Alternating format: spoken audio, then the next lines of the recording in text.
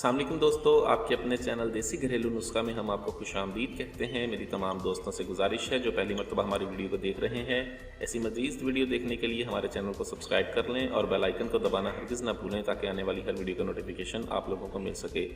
दोस्तों, आज आप लोगों के लिए एक ऐसा ज़बरदस्त नुस्खा लेकर हाजिर हूँ जिसके इस्तेमाल से मादा मनवैया की पैदावार में बेहद इजाफा होता है। इसके अलावा मैदे मसाने जिगर से गर्मी निकलती है, मसाना मजबूत होता है, अज़ाए रईसा को ताकत मिलती है।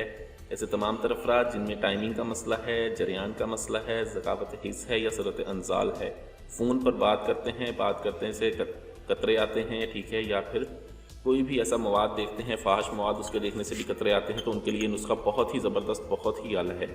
इस नुस्खे में सिर्फ़ और सिर्फ 5 चीज़ों का इस्तेमाल है। ये बहुत ही आला नुस्खा बनाने की अब मैं आपको तरकीब बता रहा हूँ। इसमें सबसे पहले जो चीज़ हमारे पास है वो है माल कंगनी। माल कंगनी का हमने इसमें इस्तेमाल करना है 50 ग्राम। आपने करना ये है कि 50 ग्राम आपने माल कंगनी लेनी है, इसको अच्छी तरह से छान लें। छानने के बाद इसके जो बीज हैं माल कंगनी के, ऐसे बीज, इनको आपने पानी में भिगो देना है और पानी में 6 घंटे तक भिगो के रखें, ठीक है। जब आप पानी में भिगोएंगे तो इसमें खाम माल कंगनी जो होगी वो ऊपर आ जाएगी, उसको आप छान कर निकाल दें।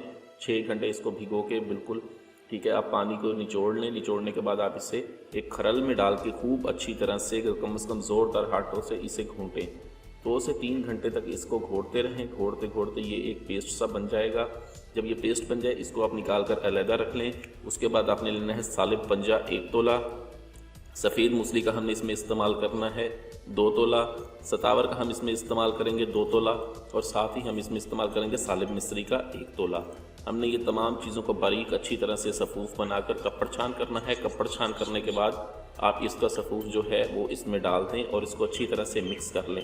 मिक्स करके इसको पहले इसके पाउडर को मिक्स करके आप इसको रख लें, ठीक है, और थोड़ी देर इसे धूप में या छाँव में रख कर खुश्क कर लें, ठीक है। जब ये खुश्क हो जाए, ये आपका सफ़ूफ़ तैयार है। रोज़ाना 3 ग्राम यानी कि 1 चाय का चम्मच रोज़ाना सुबह नाश्ते के आधे घंटे के बाद और 1 चम्मच रात को खाने के आधे घंटे के बाद हमरा ताज़ा दूध इसका इस्तेमाल करें। ये जरियान, एहतलाम, ज़कावत हिस्स, सूरत अंजाल का खात्मा करता है, मादे की पैदावार को बढ़ाता है।